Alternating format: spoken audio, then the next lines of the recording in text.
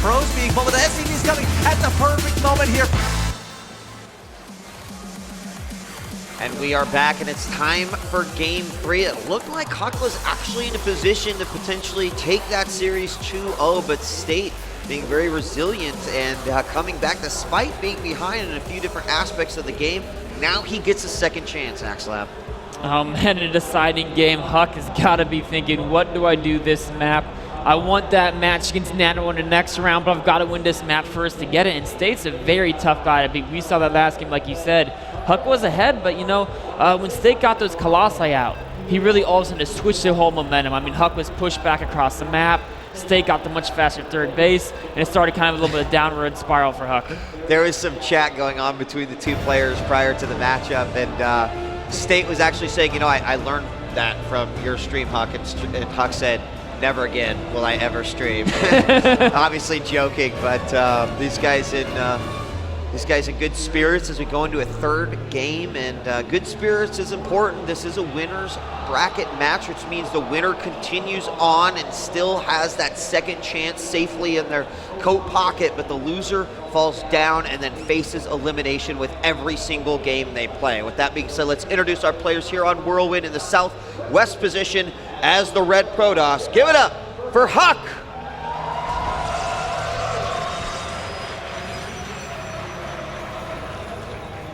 And in the northeast position as the Blue Protoss, let's hear it for State.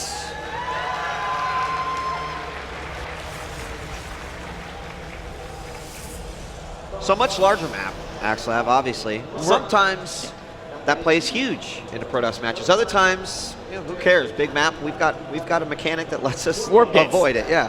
One of the biggest aspects of Whirlwind in PvP is that there's 4 spawns. This is one of the only maps that has 4 spawns that we use in tournament play, and so PvP, if you can't find your opponent early, they can get away with crazy builds. I mean, I've seen people go Nexus first on Whirlwind in PvP. I mean, yes, if they scout you, they're just going to forget you and you're going to have a bad time.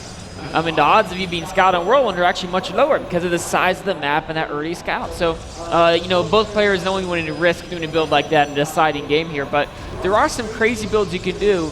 You can do things like, in traditionally PvP, you get your tech building after you start a stalker, you have mothership core, you have something to deny that probe scouting. On Whirlwind, you might, as soon as the Psych Core finishes, put down your Robo, your Twilight, your Stargate super fast and get that ultra fast tech, saying, you know what, I don't think his probe will find his way to my base to scout this out. Now, is there specific spawn rules for MLG Whirlwind? No, okay. It's all 4 spawns. All 4 spawns, okay. So actually State did ask that early on, and HuK was also like, I'm not sure. So there you go, cross position nonetheless. You guys all see that here. And you know, the deviations are going to make, another thing HuK said is that he thought that base he kept attacking was actually the 4th. Yes, and in the chat game, in the lobby before the game, that was pretty interesting.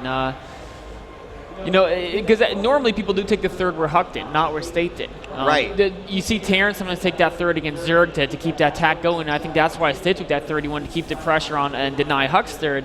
But HuK really never figured that out. He never was able to get a scout on the other location.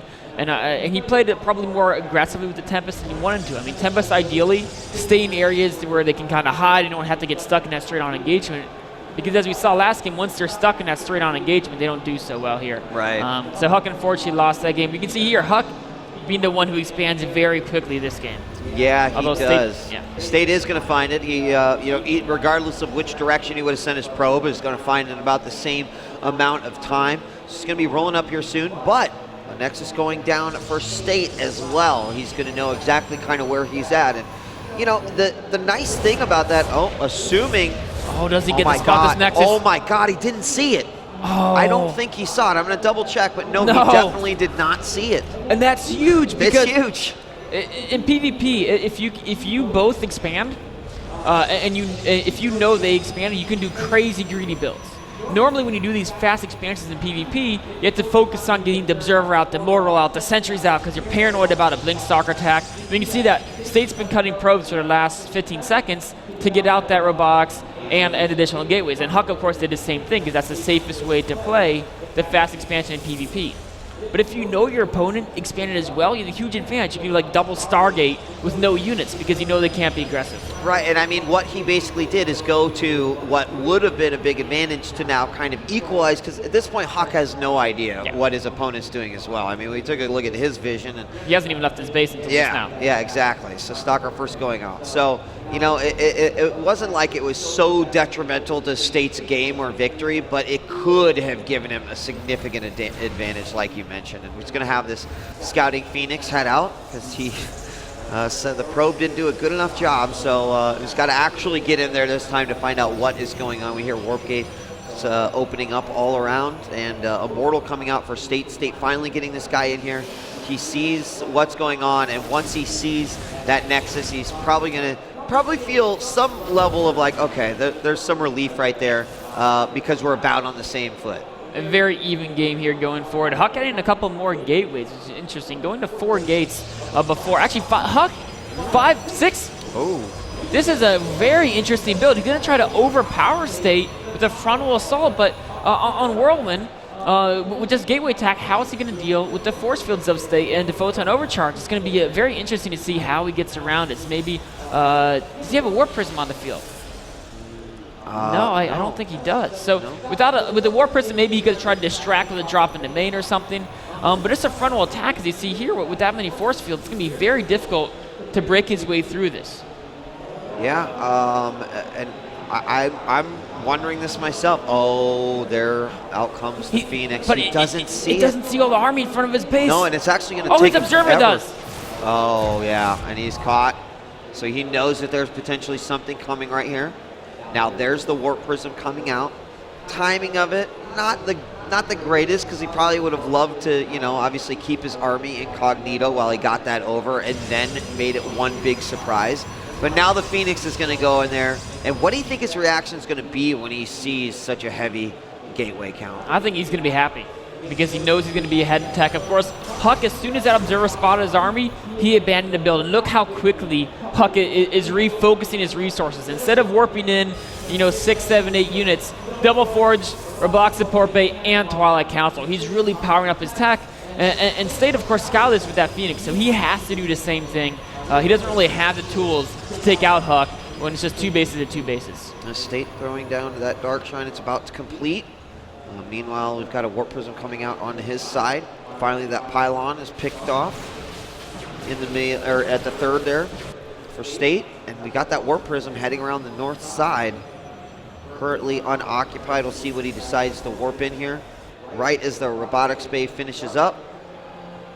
And he's going in for that mineral line. This Warp Prism can be annoying, but with nothing else going on in the game, I don't see State really losing anything to a harass. There's no distractions, right? I mean, harasses can be super effective. There's an engagement somewhere, or you know your opponent's on the map.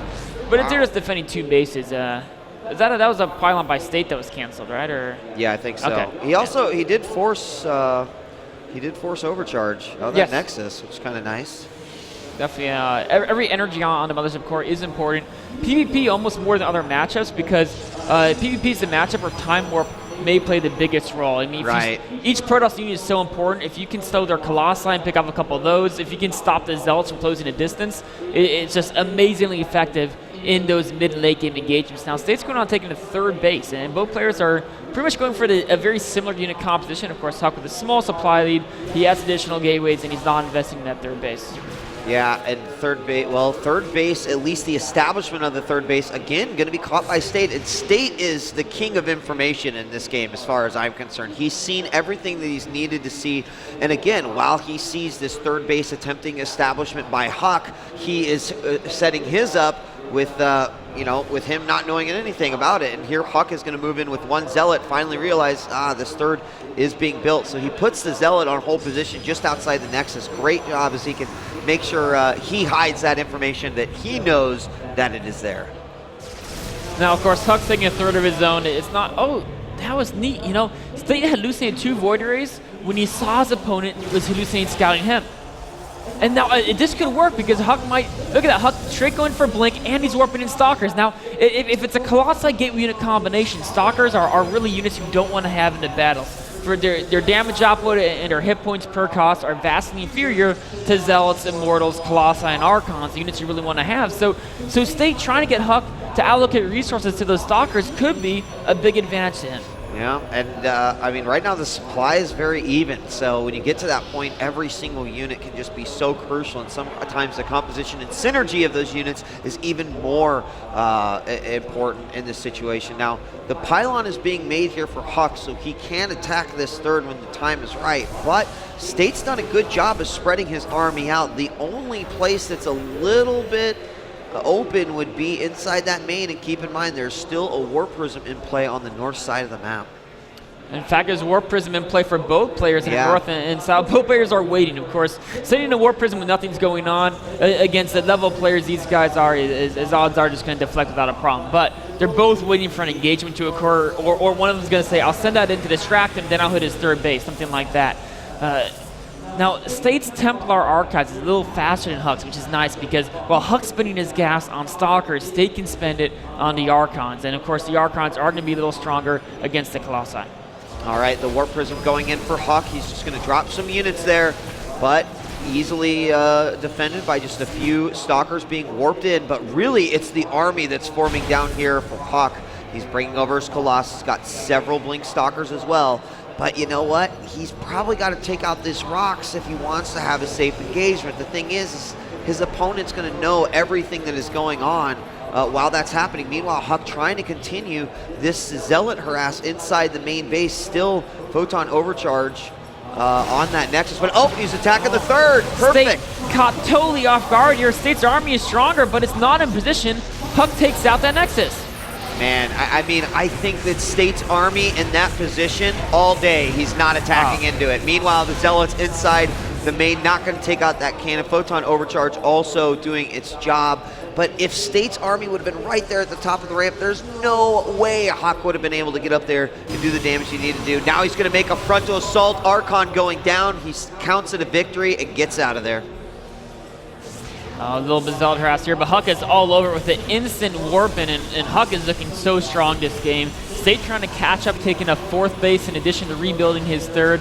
Upgrades are right now about to be dead even 2-2 versus 2-2, but of course HuK is already about halfway done with the 3-3 upgrades. So as the game goes on, that can give him an advantage. Yeah, let's take... He had detection in his main. He's currently boosting the Observer out, but right now there's nothing to answer. Those DTs and Zealots are doing a lot of damage, but there's a big engagement in the middle. HuK's trying to cancel the third yet again. And he is going to go ahead and pull out there before he actually takes any significant damage. Inside the main, though, still so many units doing a ton of damage. Mothership Corps are going to come over, start to work on these units. And then we have another battle at the third and the fourth.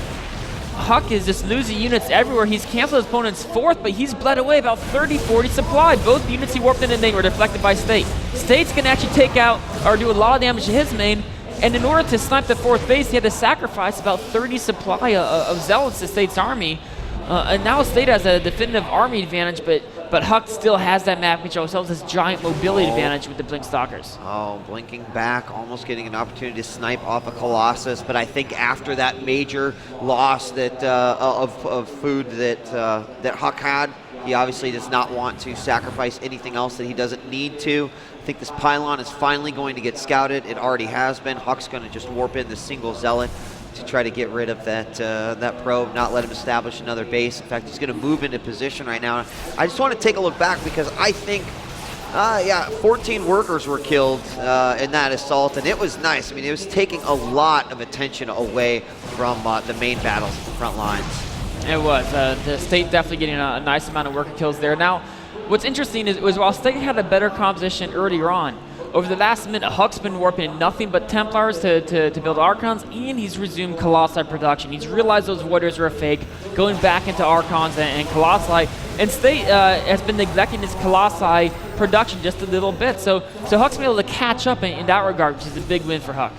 And HuK's trying to have these small engagements using the mobility of those Blink Stalkers to his advantage, but it seems like every single time, again, the army is just looking too good here for State. His engagements also turning out to be quite good, but it's really the force back home, and when these all combine and clash, what will actually happen? I mean, you don't want to face those Stalkers versus this giant death ball of State.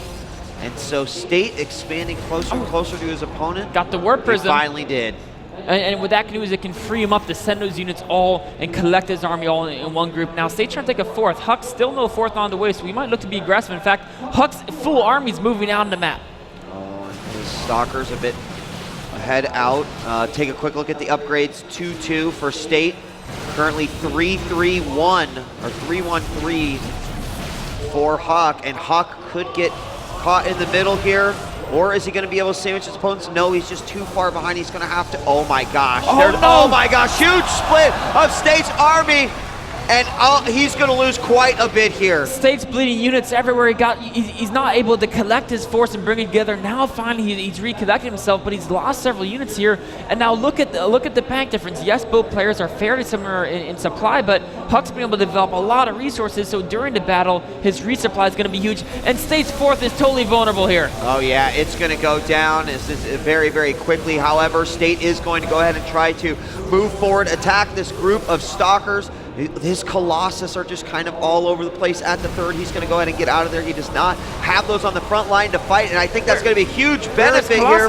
They're way back. They were at the third. They're all by themselves now walking over. And they're going to get caught off, and he's going to micro him back as best as he can, but HuK has this beautiful arc all around. He blinks forward, takes out the Colossus in the back, and what was probably just a misclick started this series of events at GG. Wow. But I mean, he's frustrated, man. I'm frustrated, actually. He was handling everything perfect. He had these great compositions. And you know, like, you've got to be careful on that map when you've got everything inside one group and you make that click, it will send units around the other side to get there. And unfortunately, there were Templar in that. There were some sentries in there. All the Zealots. Yeah, and they basically sacrificed themselves to the wrong Protoss army. Well, what a tough loss for State there. It was such a back and forth game until the last 3 minutes where HuK just retained better control of his forces. All his movements were crisp and sharp, and State lost control of a couple of his forces at a couple key moments there.